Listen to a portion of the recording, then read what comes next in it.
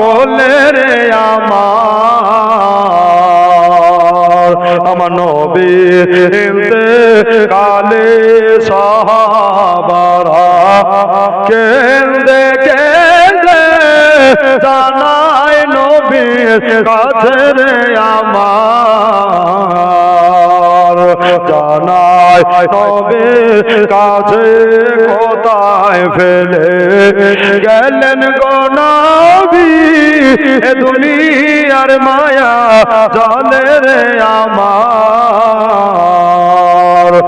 নবীর ইন্তেকালে ও বাপজিরা ভাইয়েরা আমার মা বোনেরা আল্লাহ নবীর ইন্তেকালের কথা সবার কানে আস্তে আস্তে আস্তে করে পৌঁছে গেল। মা বোনেরা কান দিয়ে কথাগুলা শুনবেন। এবার বাবা হযরতে দয়ার নবী মুস্তাফার লাশ মোবারক একেবারে মা আয়েশার বাড়িতে উপস্থিত আছে। সুবহানাল্লাহ। একে একে সব সাহাবী চলে আসে। ওই হাবশে দেশ থেকে নবীর একজন পাগল, নবীর একজন দিওয়ানা, তার নাম হলো হযরতে বেলাল। জোরে বলে সুবহানাল্লাহ। তার নাম হলো হযরতে বেলাল রাদিয়াল্লাহু তাআলা আনহু। এই বেলাল নবীর নাই নবী নাই শুনেছে এই বলে দুই চোখের পানি জড়াতে জড়াতে চলে আসছে ব্রাদার, আর চোখের পানি ফেলতে ফেলতে চলে আসছে। এক জায়গায় পড়ে আর এক জায়গায় ওঠে। বেলাল কত জায়গায় ওঝটকে পড়ে যাচ্ছে। আল্লাহ নবী দুনিয়াতে নাই, আর কাকে দেখে আযান দেব গো ইয়া রাসূলুল্লাহ? আপনার মহব্বত আপনাকে বড় ভালোবাসে নবী গো। উমাইয়া কত মার মেরেছিল, আমি খোদার কসম আমার জান দিতে রাজি হয়েছিলাম, আমার নবীর মহব্বতে কমতি হতে দেইনি, আমার নবীর ভালোবাসা কারতে হতে দেইনি। ইয়া রাসূলুল্লাহ আমি যখন শুনলাম আপনি দুনিয়াতে নাই নবী গো, তবে আপনি তো মরা নয়, আপনি হলেন সদা সর্বদাই জিন্দা। একবার জোরে বলে দেন সুবহানাল্লাহ। বন্ধুরে আমার ভাইয়েরা দাদারা দিদিরা রে, আল্লাহ নবী সাহাবী হযরতে বেলাল চলে আসে। আমার নবী নাই নাই নাই নাই করতে করতে চলে আসে আস্তে আস্তে আস্তে বাবা মদিনার মা আয়েশার হুজরাখানায়। মা আয়েশার বাড়িতে এবার উনি যেন পৌঁছে গেছে। আর বাবা হযরতে বেলাল তাকিয়ে তাকিয়ে দেখছে রে সব সাহাবীদের আপনার কি নাম, মনটা বড় খারাপ।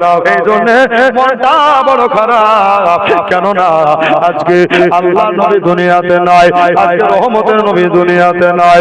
হযরতে বেলাল ছুটে গিয়া এবার বাবা আল্লাহ নবীর কদম বসে করতে আরম্ভ করলেন। একবার জোরে বলে দেন সুবহানাল্লাহ। দয়ার নবীর কদম বসে করতে আছে এমন অবস্থায় হযরতে বেলাল আপনার নবীর পায়ে চুমা দেয়। নবী গো আপনাকে কোথায় গেলে পাবো ইয়া রাসূলুল্লাহ? হযরতে বেলাল কাঁদতে কাঁদতে যেন বেহুশ হয়ে গেল। সব সাহাবী চলে আসলে, উমর আসলেন, ওসমান আসলেন, তবে এখনো দুইজন বাকি আছে। একটার নাম হলো আবু বকর, আর একটার নাম হলো হযরতে আলী। সুবহানাল্লাহ। এনারাও যেন খবর পেয়ে গেছে যে আল্লাহর নবী দুনিয়াতে নাই। হযরতে আলী ইনি বলছেন আমি ব্যবসা বাদ দিয়ে আমার নবীর মহব্বতে আমি ছুটতে আরম্ভ করলাম। জোরে বলুন। আমি নবীর মহব্বতে আসতে লাগলাম। ওই মদিনা শহরে যেমনি পৌঁছে গেলাম, মদিনা শহরে পৌঁছে যাওয়ার পরে আমি দেখলাম যে এত লোকের ভিড় হয়ে গেছে, মদিনাতে জায়গা দেওয়া যাচ্ছে না। সবার মুখে একটাই বাণী, একটাই শব্দ হচ্ছে যে আল্লাহর নবী আর দুনিয়াতে নাই।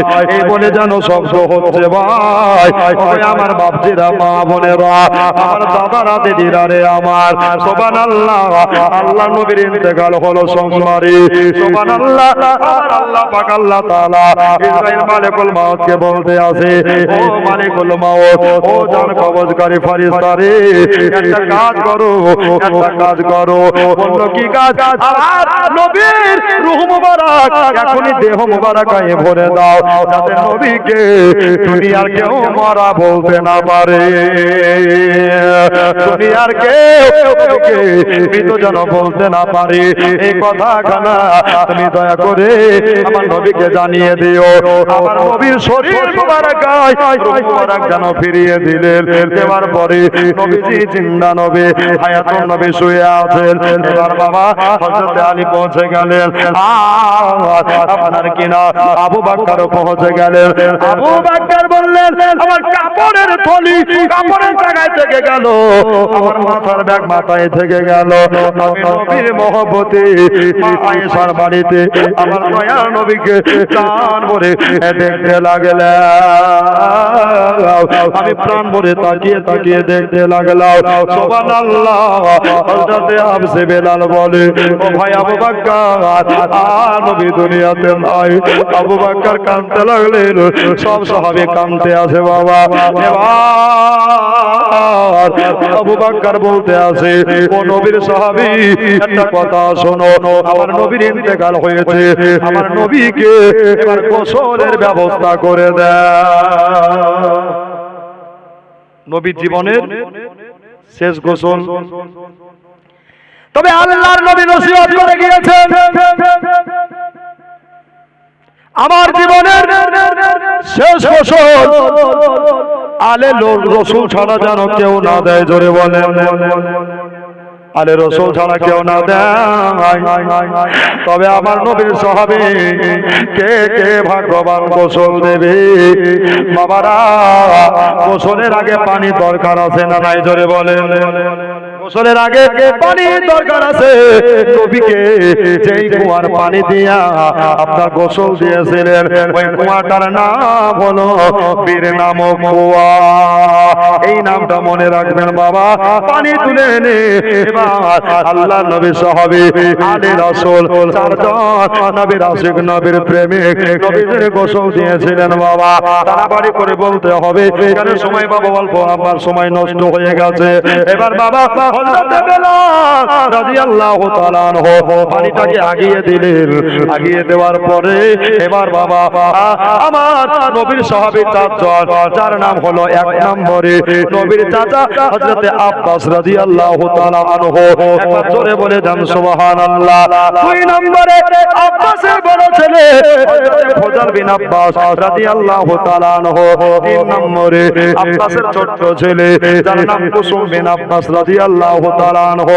আর চার নম্বরে যার নামটা উঠাইলে পাওয়া যায়, উনি হলেন শেরে খোদা হযরত আলী কারামুল্লাহু ওয়াজহু। চারজন সাহাবী আলী রাসূল নবীর গোসল দিয়েছিলেন। কি কি নাম বললাম?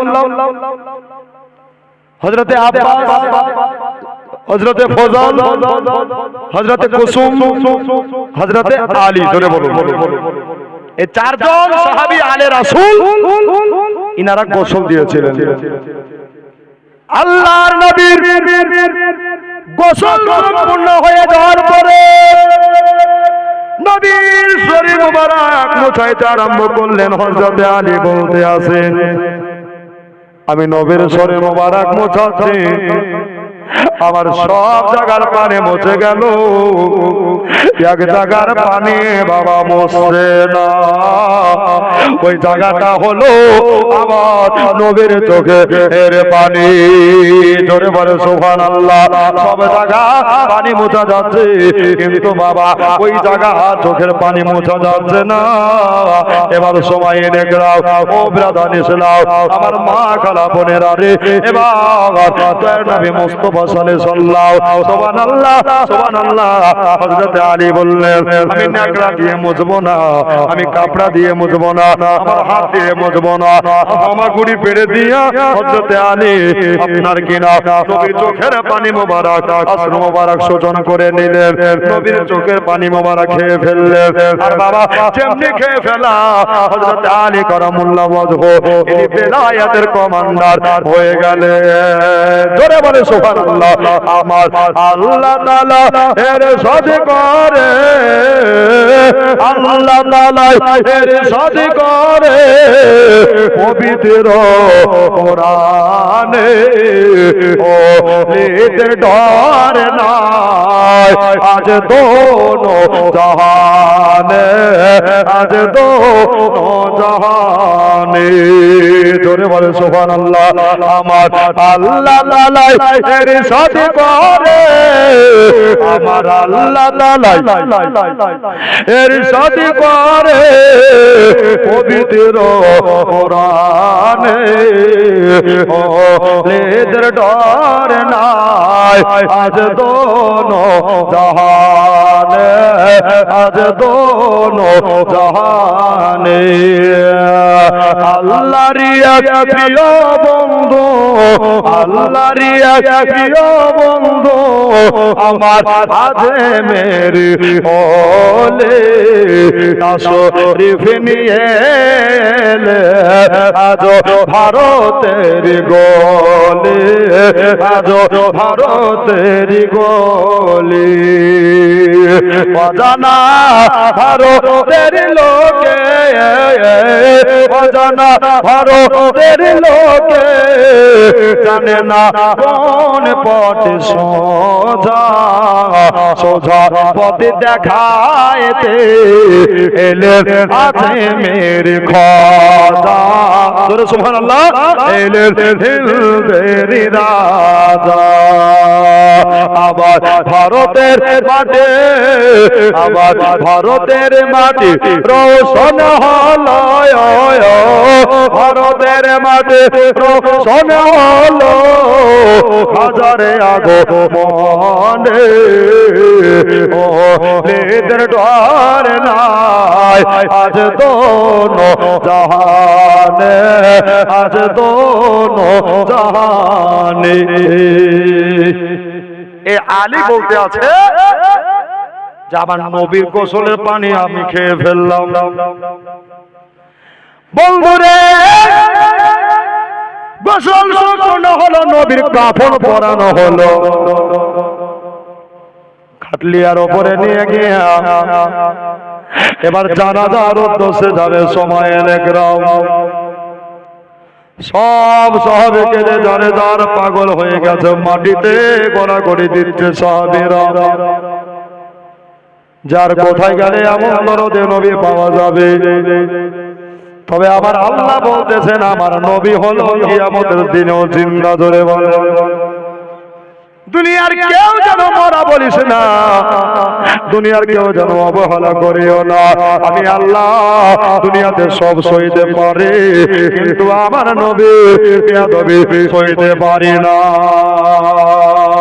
আমার পার সাহেব নগরের দাদারা রে আমার দিদিরা রে একটা কথা মাথায় রাখবেন দাদা যে আমার নবীর দুশমনি করে কবরে ক্ষমতা যাবেন না কেন বাবা আল্লাহ তাআলা সব মাফ করে বাবা নবীর দুশমনদের মাফ করে না কেন আমার নবী খোদা নয় নবী খোদা থেকেও বাবা জুদা নয় জোরে বলে সুবহানাল্লাহ এবার বাবা দয়াল নবী মুস্তাফার জানাজা পড়া চললে নিয়ে চলে যাচ্ছে হযরতে মা ফাতেমা রাদিয়াল্লাহু তাআলা আনহা আব্বা জানের খাটলে পায়া ধরে কাঁদছে রে মা এতগুলো মা বসে আছে রে আমি জানি না কার আব্বা জান দুনিয়াতে চলে গেছে রে বাবা অন্ধকার কবরে শুয়ে গেছে রে মা এবার বাবা ফাতেমা রাদিয়াল্লাহু তাআলা আনহা দুই চোখের পানি জড়িয়ে জড়িয়ে কাঁদছে আর চোখের পানি পড়ে যাচ্ছে হযরতে আলী রাদিয়াল্লাহু তাআলা আনহু তিনি বলে ও বিবি ফাতেমা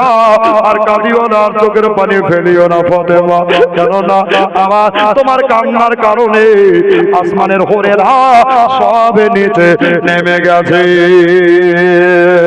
এবার বাবা ফাতেমাকে সান্ত্বনা দিয়া আমার নবীর লাশ মুবারক কানাকে জানাজা ময়দানে নিয়ে যাওয়া হলো তবে আপনার আমার জানাজা যেইভাবে চলতে আছে ওইভাবে জানাজা নবীর হয়নি সাহাবীরা বল করে ঘেরে ঘেরে সর্বপ্রথমে ফারিস্তা জিবরাইল তারপরে মিকাইল তারপরে ইসরাফিল তারপরে ইসরাইল এইভাবে চারজন মুকাররির ফারিস্তা সব ফারিস্তা তারপরে নবীর সাহাবীরা এক নয় দুই নয় তিন দিন ধরে নবীর জানাজা পড়েছিলেন জোরে বলেন সুবহানাল্লাহ কেমন করে বাবা কাতার বেঁধে নয় গোল গোল গোল গোল করে ঘুরে আল্লাহর নবীর জানাজা সমাপ্ত হয়েছিল। এবার বাবা নবীজিকে রওজায়ে আতহারে রাখা হবে, নবী মুস্তাফাকে রওজা পাকে রাখা হবে। তবে কে কে নামাবে, কে কে আপনার কবরে নামাবে? আচ্ছা বলেন, আর সাহেবনগর গ্রামে কেউ যদি মারা যায় তাহলে কবরে কজন নামায়? জোরে বলে। কবরে দুইজন নামায়, আল্লাহর নবীকেও নামিয়ে দিবে বাবারা। ও মা বোনেরা রে, আমার নবীকে কেমন করে নামাইবে? বাবা সুবহানাল্লাহ, আমরা যখন কবরে নামাই তখন একটা দোয়া পড়ি, বিসমিল্লাহি ওয়ালা মিল্লাতে রাসূলুল্লাহ সাল্লাল্লাহু তাআলা আলাইহি ওয়াসাল্লাম। এই দোয়াটা পাঠ করি, তবে আল্লাহর নবীকে কে কবরে নামাবে, কে রওজায়ে পাকে নামাবে? কি ব্যাপার? নবীকে কোনো ওসিয়াত করে গেছিল নাকি? বলছে হ্যাঁ হ্যাঁ হ্যাঁ, নবী ওসিয়াত করে গেছিল। ওই ওসিয়াত খানা হলো আমাকে কবরে যারা নামাবে তারা যেন আলে রাসূল নবীর ঘরানা হয়ে যায়। এই কথা নবী নসিহত করে গেছিলেন। সুবহানাল্লাহ সুবহানাল্লাহ। এবার বাবা সর্বপ্রথম হযরত আব্বাসের বড় ছেলে ফজল বিন আব্বাস উনি নবীর কবরে নামলেন, তারপরে আলী নামলেন, কুসুম বিন আব্বাস নামলেন। এই তিনজনে নেমে গেলেন আল্লাহর নবীর কাফনের গিট কানাকে খুলে দেয়া মুখমণ্ডল খানা দেখতে আসে। আর হযরতে ফজল বিন আব্বাস, হযরতে আলী রাদিয়াল্লাহু তাআলা আনহু ইনি যেন উঠে চলে আসলেন। বাবা দুইজনে উঠে চলে আসার পরে এবার বাবা একজন থেকে গেছেন যার নাম হলো আব্বাসের ছোট ছেলে কুসুম বিন আব্বাস। তিনি বলছেন আমি নবীর চেহারা মুবারকার দিকে তাকায়া তাকায়া দেখতে পেলাম, আমি নবীর চেহারার দিকে ফলো করে দেখলাম নবীজি রওজা পাকের ভিতরে মোট মুবারক যেন নাড়াচাড়া দিতে আছে। কি ব্যাপার? নবী হয়তোবা কিছু বলছে নাকি? সাহাবী বুকে সাহস নিয়া হযরতে কুসুম বিন আব্বাস একেবারে বাবা আপনার নবীর জবান মুবারকার কাছে কানটাকে নিয়ে গেলেন। কানটাকে যেমনি নিয়ে যাওয়া হযরতে কুসুম বলতে আছে আল্লাহর কসম, নবী মায়ের জন্য কাঁদলো না, নবী আব্বার জন্য কাঁদলো না, নবী বাবা কারোর জন্য কাঁদে নাই। নবী রওজা পাকের ভিতরে রব্বি হাবলি উম্মতি, রব্বি হাবলি উম্মতি বলে কাঁদতে আছে। নবীজি এখনো কাঁদে, কিয়ামতের দিনেও দয়ার নবী কাঁদবে। ও বাপজিরা ভাইরা রে, আমার মা খালা বোনেরা, এখন অবস্থায় দয়ার নবী সাল্লাল্লাহু আলাইহি ওয়াসাল্লামকে রওজায়ে আতহারে রাখা হলো। রেখে দেওয়ার পরে বাবা এবার আপনার কিনা সব সাহাবে বাড়ি চলে আসলেন। হযরতে বেলাল ওই জায়গায় কেঁদে কেঁদে জারে জার হয়ে যাচ্ছে। এমনি করে দিনের পর দিন যায়, রাতের পর রাত আসে। বাবারা আমার ভাইয়েরা, মা খালা বোনেরা, অনেক লম্বা চওড়া কথা আমাকে তাড়াতাড়ি করে বলতে হবে, কেন সময় অল্প আছে বাবা। এবার কি হলো? মা ফাতেমা সংসারী জীবন চালু হলো। রে রাসূল নামে একবার জোরে বলেন তো সুবহানাল্লাহ, আর একবার জোরে বলেন তো সুবহানাল্লাহ। আরে রাসূল নামে আজকে এলো রে মদিনা, রাসূল নামে ওরে দেখি নাই শুনেছি গানে মানুষের দুঃখ মানুষের না চয়রে। ওরে আমন দরদির কথা, ওরে এমন দরদির কথা শুনিলে পরাণ জুড়ায় রে। রাসূল নামে, রাসূল নামে আজকে এলো রে মদিনায়, রাসূল নামে। ওরে গলেতে যায় তসবিহ মালা, কে চলে কামলি ওয়ালা রে জোরে বলো সুবহানাল্লাহ ওরে গলেতে যাত আর রসবের মালা কে চলে কামলি ওয়ালা রে ওরে আমার বুকে ওরে আমার বুকে দরগা তলায় ওরে আমার বুকের দরগা তলায় একবার দেখে নিয়ে আয় রে রাসূল নামে রাসূল নামে আজকে এলো রে মদিনায় রাসূল নামে আল্লাহুম্মা সাল্লি আলা জোরে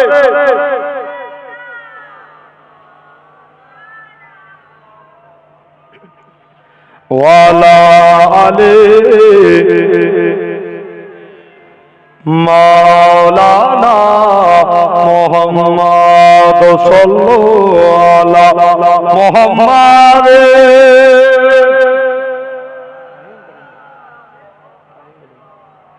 হরদম জবাসনে কালো পাক নামে মুহাম্মদ হরদম জবাসনে কালো সাফিয়ানা মুহাম্মদ সাল্লাল্লাহু আলাইহি ওয়াসাল্লাম। তো বাবা ফাতেমাতুজ জোহরা রাদিয়াল্লাহু তাআলা আনহার সংসার জীবন চালু হলো এমনি করে। এবার খাতুনে জান্নাত দিনের পর দিন রাতের পর রাত গুনতে গুনতে গুনতে গুনতে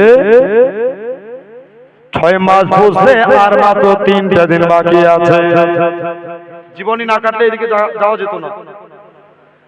আর মাত্র 3টা দিন বাকি আছে।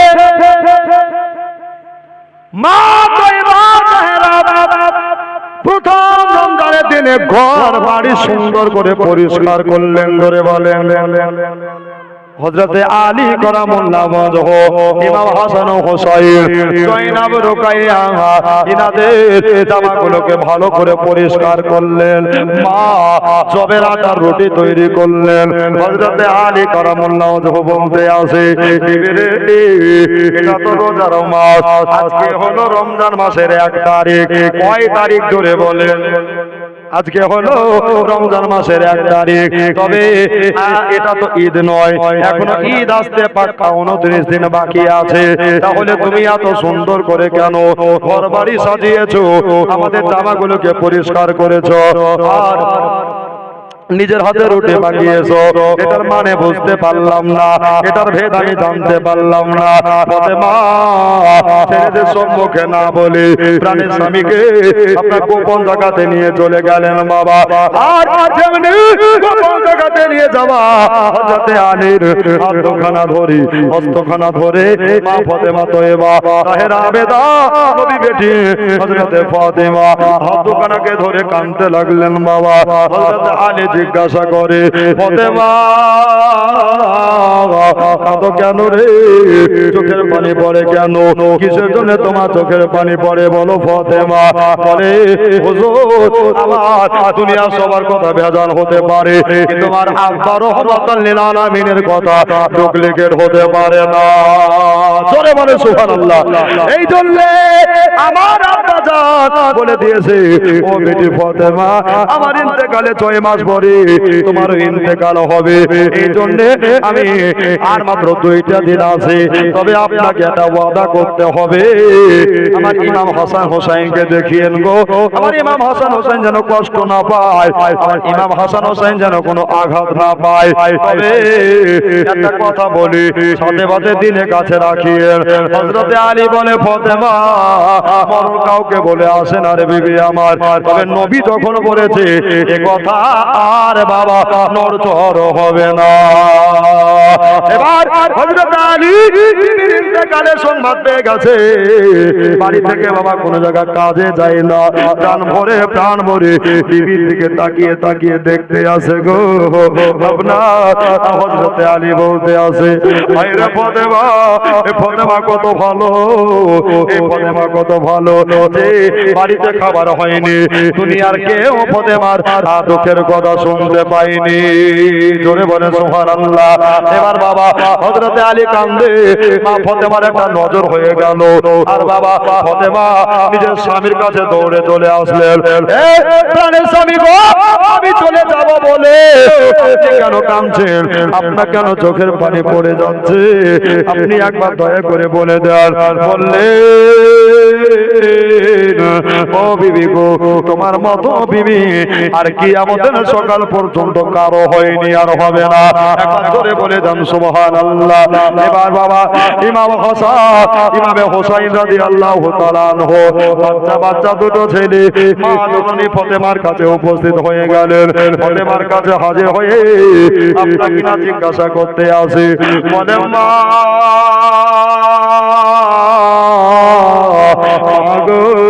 ও জননী ফাতেমা তুজ জোহরা, আমরা দেখছি মা আপনার মনটা বড় ভারী হয়ে আছে মা, আমরা দেখছি মা আজকে আপনার মনটা বড় খারাপ হয়ে আছে মা। বললো বাবা এই জন্য মনটা বড় খারাপ, এই জন্য আমার মনটা বড় ভারী হয়ে আছে। বললো এই জন্য কেন না, আমার আর মাত্র 2টা দিন পরে আমি চলে যাব রে বাবা।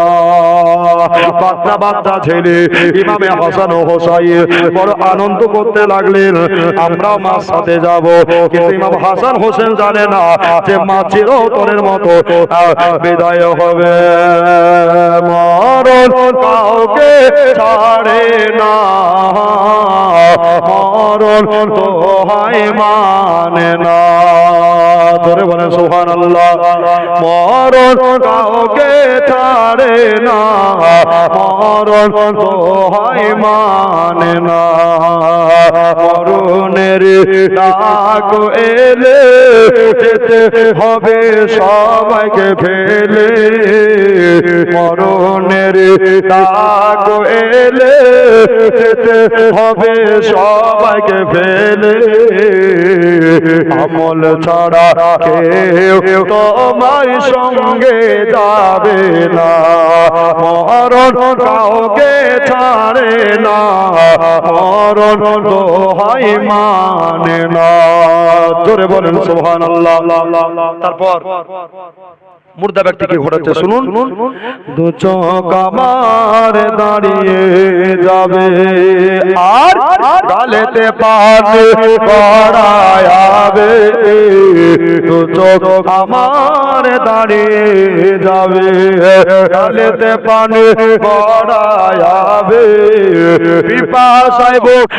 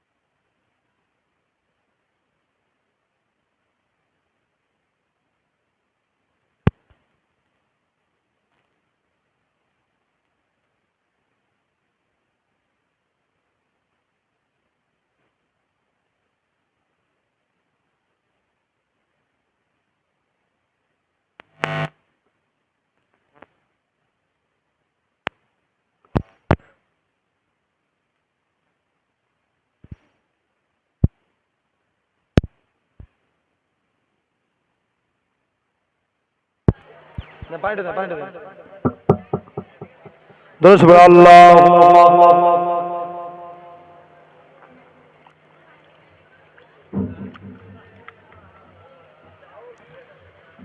মৌলানা মোহাম্মদ ওয়ালা আলে সাইয়্যিদানা মৌলানা মোহাম্মদ সাল্লাল্লাহু আলাইহি সাল্লাম। তো বাবা 11:30 শুনেন যে তো এই দেখেন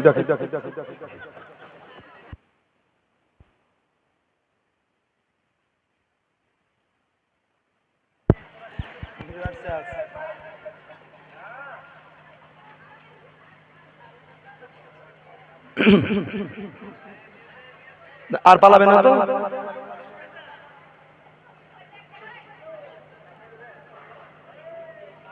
সত্যি আমার মা বোনা খুব ভালো গো, যে ওরা একবার উঠে না গো, এটা মহব্বত আছে, সত্যি মানতে হবে। এটা কি এমনি মুখ্যমন্ত্রী হয়েছে, ধৈর্য আছে বলে হয়েছে। আর বেড়া ছাড়া নাই দেখেন সব বাদামে দোকানে হাজির, সব হাজির। জি তো মা ফাতেমা জোহরা রাদিয়াল্লাহু তাআলা ইনি আর মাত্র একটা দিন বাকি আছে, জান ভরে সন্তান থেকে দেখছেন। এই ইমাম হোসেন, ও ইমাম হোসেন, তোমাদের বোন জয়নাবকে ডেকে নিয়ে আসো। হযরতে জয়নাবকে ডাকলেন ফাতেমা, আর জয়নাবের হাতে বারবার করে মা চুমা খাচ্ছেন। জোরে বলেন সুবহানাল্লাহ। হোসেন জিজ্ঞাসা করে, মা গো আপনি কেন আমার বোনের হাতে চুমা খাচ্ছেন? মা ছেলেদের গালে কপালে মা বাপে চুমা খায়, এটা হলো দুনিয়ার বাস্তবায়ন, কিন্তু আপনি কেন হাতে বারবার করে চুমা খাচ্ছেন? বলল, ও বেটা হোসেন, এই জন্য আমি চুমা খাচ্ছি রে বাবা, যে কারবালার একটা যুদ্ধ হবে, তুমি যেদিন থাকবা না, শহীদ হয়ে যাবা, ওই দিন তোমার বোনের হাতে এজিদের লোহার শিকল টেনে ভিতরে টেনে ছিঁড়ে নিয়ে যাবে, বেঁধে নিয়ে যাবে, গোস্তের টুকরা কেটে মাটিতে পড়ে যাবে। জোরে বলেন সুবহানাল্লাহ। এই জন্য আমি ফাতেমা আগে থেকে চুমা দিয়ে দিলাম, যে জায়গাতে মায়ের চুমা পড়ে যায় ওই জায়গায় আর দরদে ব্যথা হয় না। তবে বাবারে আমার হোসেনকে বলি, তোমার বোনকে সঙ্গে নিও, তোমার নানা যেটাই বলেছে ওটাই হয়ে গেছে হাদিসের কথা। সুবহানাল্লাহ সুবহানাল্লাহ। এবার যেদিন বাবা ইন্তেকাল হয়ে যাবে, সুবহানাল্লাহ, ইন্তেকাল হয়ে যাবে মা, আপনার নিজের গোসল নিজেই করে ফেললেন বাবা। নিজের গোসল নিজে করে নেওয়ার পরে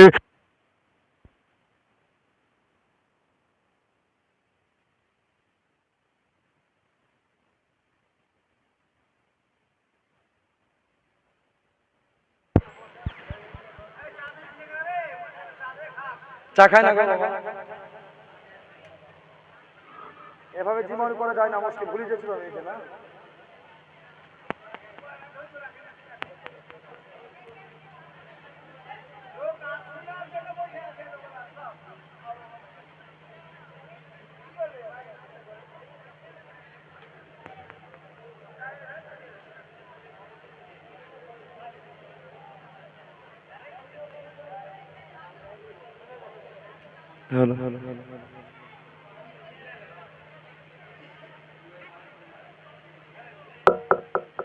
হযরতে ইমাম হোসাইন উনি আপনার দেখছেন যে মা আমার গোসল করে ওযু করে সুন্দর লেবাস করে হযরতে আলীকে বলছেন, প্রাণের স্বামী আজকে আমি জগৎ ছেড়ে চলে যাব, তো একটা কাজ করেন, এই কাজখানা হলো যে আমার ইমাম হাসান হোসেনকে আজকে মসজিদে নববীতে নিয়ে যায়, যাতে ইমাম আমার হাসান হোসেন